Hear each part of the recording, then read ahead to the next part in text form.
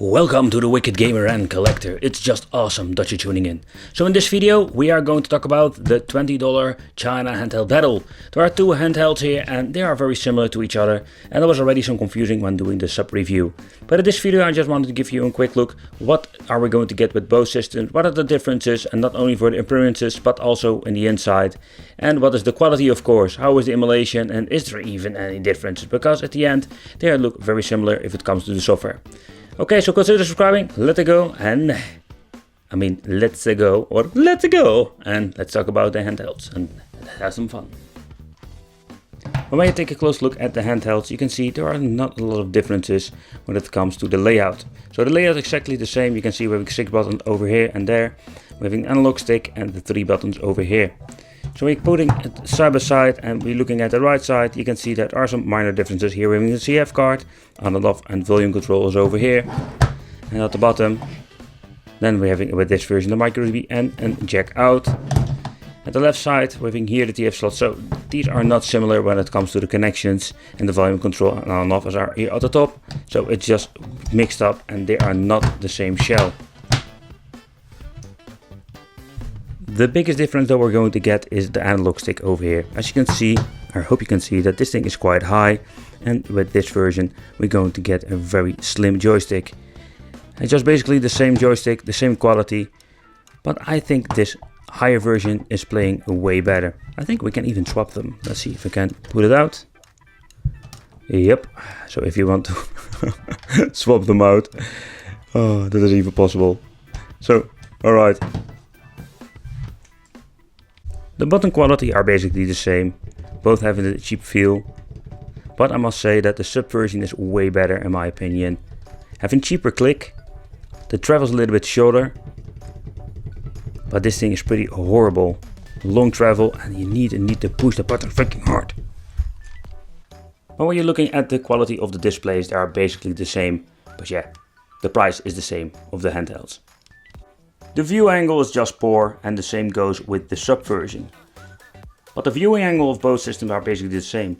But the way how they have added this display in the handheld, that is unique. Because you can see over here that there's quite a depth between the glass and the LCD itself. And that is something that is very unique and I've never seen before. And if it plays very well like this, I don't know. That's something you need to decide for yourself. Both have rechargeable batteries that you can just basically pull out of the system. Very pleased about it. I don't know what kind of version exactly it is, but so far I can see it's in BL5C, like the Nokia version. But this is in 1200 milliamp, and this is in 1020 milliamp.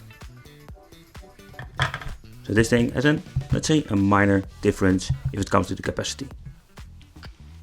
When you're looking at both systems, you can see that the display of this version is completely different. It is much brighter than the sub. So here we're having one of the biggest major differences, what you can see with looking in side by side with the LCDs. But again, the view angle is exactly the same.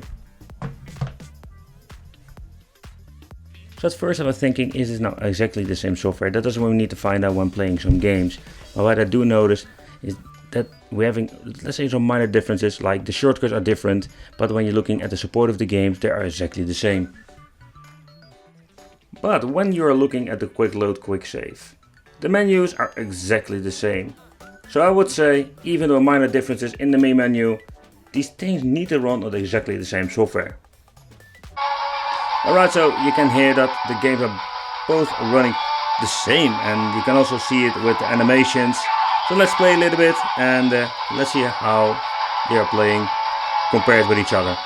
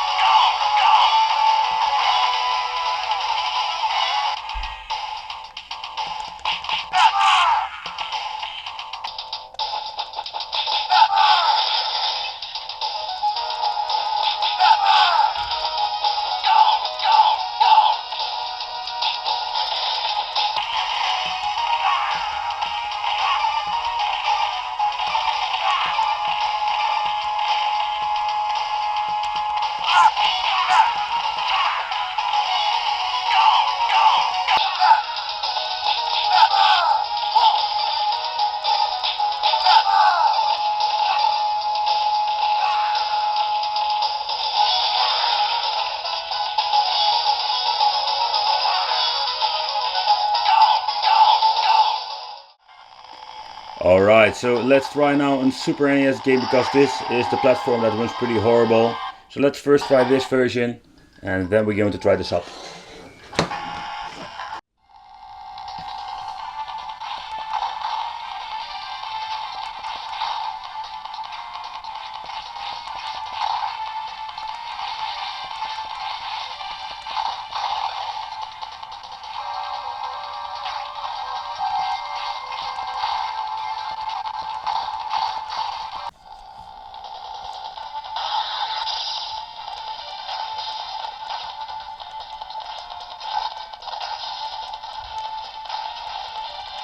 But the weird thing is that with the SUP version, I'm just missing a button. As you can see, I can't attack. There is just no way I can connect it. No, there's no way I can attack. I have the forward roll, but I also don't have the backwards roll. So I'm guessing I'm missing out some shoulder buttons. So like I already mentioned in the main review, they didn't map all the freaking buttons. Alright, so let's try a side-by-side test. Let's grab ourselves GBA and let's see how this is running.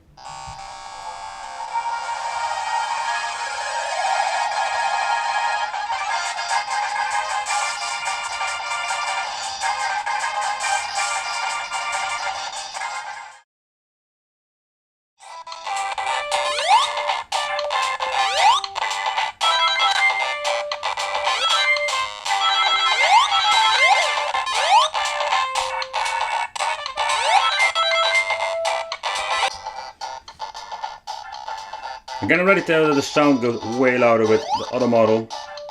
I really love the joystick of the SUP, because it's a little bit longer, it feels more responsive.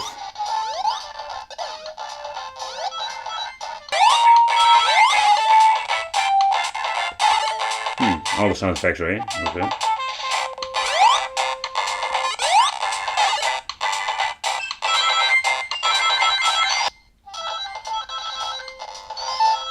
When it comes to the performance, it's basically the same.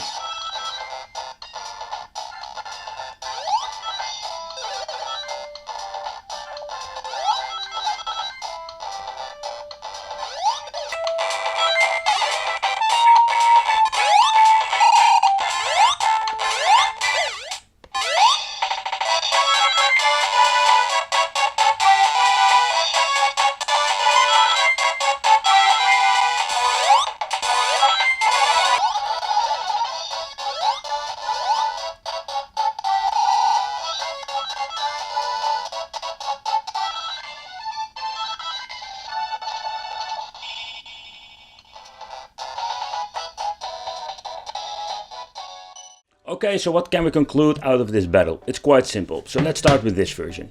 It has way better sound. I really love it. It goes quite loud, but when you're pushing it to the limit, yeah, the speaker doesn't like it. So the analog stick, I really hate it. And the reason why, because this version is way higher and it feels more comfortable, in my opinion.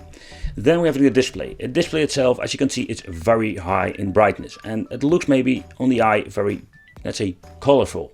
But when you're grabbing the SUP version, you will see when doing it side by side that this thing isn't so, let's say the brightness is not as great like this model, but all the details of the picture looks way better. So that's more like, if you want to have, let's say, a higher brightness, then is this model great for you.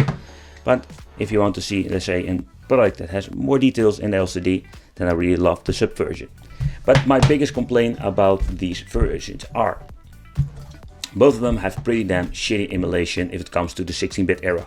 If you're looking at them, oh man, it's just horrible. Maybe Mega Drive will run a little bit better. Check the main reviews for those, but at the end it will not be perfect. And with the SUP, yeah, they messed it up. Simply because with the buttons, they didn't configure all of the buttons, and you especially see this with the 16-bit. So Mega Drive, Super Famicom, in my opinion, are not done, are not playable.